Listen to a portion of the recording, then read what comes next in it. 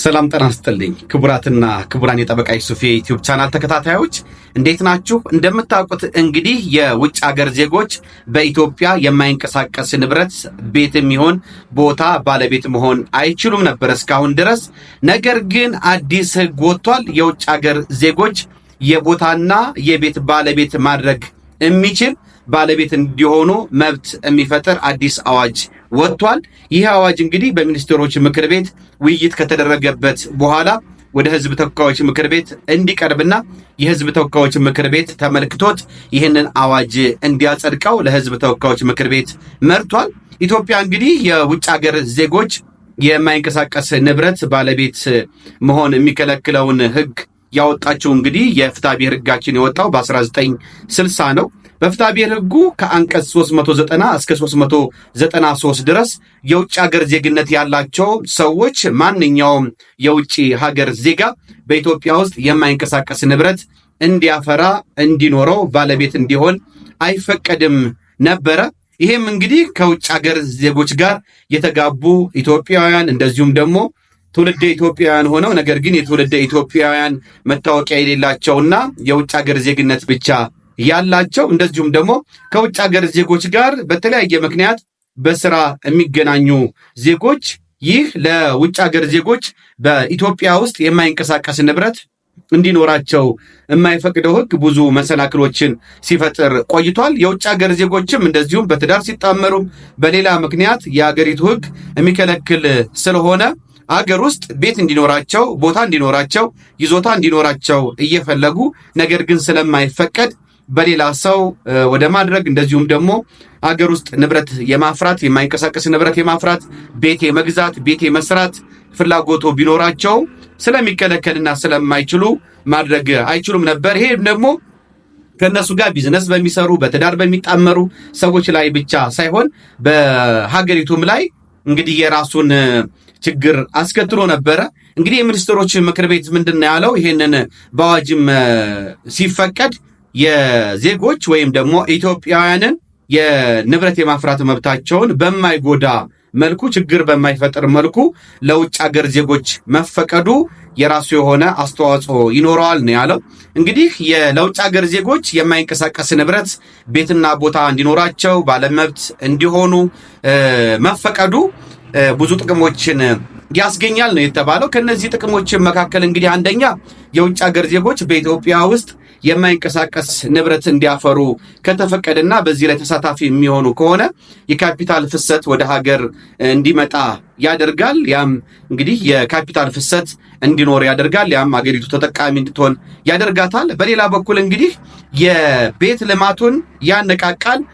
እንግዲህ በሪል ስቴት ልማት በሌላም የቤት ልማቶች የሚሳተፉ የውጭ ሀገር ዜጎች በሚኖሩበት ባለመብት ባለቤት ከሆኑ በሚኖሩበት ወቅት እንግዲህ በሀገር ውስጥ ያለውን የቤት እጥረትም ይቀንሳል፣ እንደዚሁም ደግሞ የቤት ልማቱን ያበረታታል ነው የተባለው። በሌላ በኩልም እንደዚሁ ከካፒታል ፍሰቱ በተጨማሪ ለሀገር ውስጥ ዜጎች የስራ ዕድልን ይፈጥራል። ይሄም ትልቁ ነው። ለምን ትላልቅ የውጭ ሀገር ኩባንያዎች እና በቤት ልማት ላይ የተሰማሩ የሪል ስቴት አልሚዎች በሀገር ውስጥ በዚህ ቤት በመገንባት ቤት በመሸጥ ላይ የሚሳተፉ ከሆነና ባለቤት ከሆኑ የስራ ዕድል ከመፍጠሩም በተጨማሪ እንደዚሁም ደግሞ ኢኮኖሚው ላይ የራሱ አስተዋጽኦ ከማድረጉም በተጨማሪ እንደዚሁ የቴክኖሎጂ ሽግግር ያደርጋል። ለሀገር ውስጥ የሪል ስቴት አልሚዎችም የራሱን የሆነ ኤክስፒሪየንስ ተወዳዳሪነቱ እንዳለ ሆኖ ልምድ እንዲቀስሙ ልምድ እንዲወስዱ ያደርጋቸዋል ነው የተባለው። እንግዲህ የውጭ ሀገር ዜጎች ይሄንን የማይንቀሳቀስ ንብረት ቦታ፣ ቤት ባለይዞታ መሆን ባለመብት መሆን በህግ ከተፈቀደ ብዙ የውጭ ሀገር ዜጎች ከዚህ በፊትም በፍላጎቱ ኖሯቸው ነገር ግን ህጉ የከለከላቸው እንደዚሁም ደግሞ እንደ አዲስ ይህ ህግ በኢትዮጵያ መውጣቱንና በህግ መፈቀዱን የሚሰሙ የተለያዩ ግለሰቦች፣ ባለሀብቶች፣ ኩባንያዎች ወደ ሀገር ውስጥ በመምጣታቸው እነዚህን ዘርፈ ብዙ የሆኑ ጥቅሞች ያስከትላሉ ነው የተባለው። ጎን ለጎን ግን ኢትዮጵያ ውስጥ እንደምታውቁት እንግዲህ የሪል ስቴት ገበያው ተቀዛቅዟል። በተለይ ከዚህ ከኢኮኖሚክ ሪፎርም ጋር በተያያዘ እንደዚሁም ደግሞ ከዶላር የምንዛሬ መጨመር ጋር እንደዚሁም ደግሞ ሀገራዊ ሁኔታዎች ጋር ተዳምሮ እንግዲህ የሪል ስቴት ገበያው ተቀዛቅዟል። ብዙ የሀገር ውስጥ የሪል ስቴት አልሚዎች እንዳለ ሚዲያዎችን በማስታወቂያ አጨናንቀውታል። ብዙ ሴልሶችን አሰማርተው ወደ ገበያው ለመሸጥ ሙከራ የሚያደርጉበት ሁኔታ ይስተዋላል። ማስታወቂያዎች ሁሉን የሪል ስቴት ማስታወቂያዎች ናቸው። ከፍተኛ የሆነ ቅናሾችን አድርገዋል። ከፍተኛ የሆኑ ማበረታቻዎችን ለቤት ገዢዎች ቢያቀርቡም ስቲል የቤት ገዢዎች ፍላጎት አነስተኛ ነው።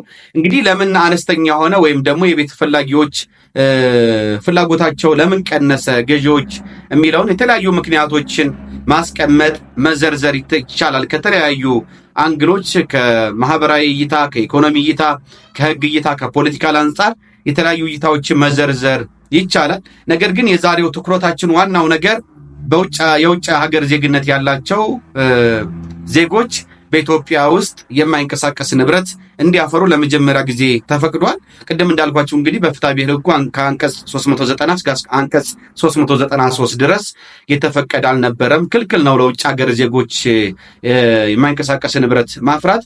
ይሄ ደግሞ እንግዲህ ብዙ ችግሮችን ሲያስከትል ቆይቷል። ውድና የተከበራችሁ የፕሮግራሚንግ ተከታታዮች ትውልደ ኢትዮጵያውያን ግን የትውልደ ኢትዮጵያዊ መታወቂያ ካርድ እስካላቸው ድረስ ትውልደ ኢትዮጵያዊ በመሆናቸው ብቻ የማይንቀሳቀስ ንብረት ከማፍራት አይገደቡም ወይም ደግሞ አልተከለከሉም ነበረ። እንደምታውቁት አንዱ ትውልደ ኢትዮጵያዊ መታወቂያ ካርድ መያዝ እና የውጭ ሀገር ዜግነት ቢኖራቸውም ትውልደ ኢትዮጵያዊ መሆናቸው አንዱ ጠቀሜታ የማይንቀሳቀስ ንብረት ማፍራት ነው። እንደ ውጭ ሀገር ዜጎች አይከለከሉም። ምንም እንኳን የውጭ ሀገር ዜግነት ቢኖራቸውም ትውልደ ኢትዮጵያዊ በመሆናቸው ብቻ የማይንቀሳቀስ ንብረት ወይም ቤት መግዛት ማፍራት ይችላሉ። ነገር ግን ትውልደ ኢትዮጵያዊ ካርድ ማውጣትም ሳያስፈልጋቸው ለሌሎች ትውልደ ኢትዮጵያዊ መሆን የሚያስገኛቸውን ጥቅሞች ካልፈለጉት በስተቀር ትውልደ ኢትዮጵያውያን የውጭ ሀገር ዜግነትም ካላቸው በዚህ አዋጅ መሰረት እንግዲህ የማይንቀሳቀስ ንብረትን እንደልባቸው ማፍራት ይችላሉ። ከሌሎች የውጭ ሀገር ዜጎችም የውጭ ሀገር ዜጎች ከሆኑ ጋር የሀገር ውስጥ ባለሀብቶች እንደዚሁም ደግሞ ውጭ ሀገር የሚኖሩ ትውልደ ኢትዮጵያውያንም በሀገር ውስጥ የቤት ልማት ለመሳተፍ እንግዲህ ይህ ሕግ ሲወጣ አመቺ ሁኔታዎችን ይፈጥራል ተብሎ ነው እየተጠበቀ ያለው። ውድና የተከበራችሁ ፕሮግራሚንግ ተከታታዮች፣ ስለዚህ እንግዲህ ከውጭ ሀገር ዜጎች ጋር መስራት የምትፈልጉ የውጭ ሀገር ዜግነት ያላችሁ የውጭ ሀገር ዜጎች ከውጭ ሀገር ዜጎች ጋር በትዳር የተጣመራችሁ እንግዲህ ይህ ሕግ በጣም ትልቅ መፍትሄ ነው። ምክንያቱም በተለያየ መልኩ ከሚደርሱ ጥያቄዎች አንዱ የውጭ ሀገር ዜግነት ያላቸው ሰዎች ኢትዮጵያ ውስጥ የማይንቀሳቀስ ንብረት ማፍራት፣ ህንፃዎችን መገንባት፣ ቤቶችን መስራት እንደዚሁም ደግሞ በሪል ስቴት እና በቤት ልማት ዘርፍ መሰማራት እየፈለጉ ነገር ግን የሀገሪቱ ህግ ስለማይፈቅድ ትልቅ ኦብስታክል ሆኖ ነበረ። ውድና የተከበራችሁ ፕሮግራም ተከታታዮች ይህ ህግ እንግዲህ ለዛ መፍትሄ ይሰጣል ተብሎ ይጠበቃል። ህጉም እንግዲህ የህዝብ ተወካዮች ምክር ቤት ከተመለከተውና ካየው በኋላ በቅርብ ይጸድቃል ተብሎ ነው የሚጠበቀው። በመሆኑም እንግዲህ ከዛ በኋላ የውጭ ሀገር ዜጎች እንግዲህ በኢትዮጵያ ውስጥ በቤት ልማት ዘርፍ እንዲሰማሩ እንደፈለጋቸው ቤት እንዲኖራቸው ያደርጋል ማለት ነው ይህ ህግ።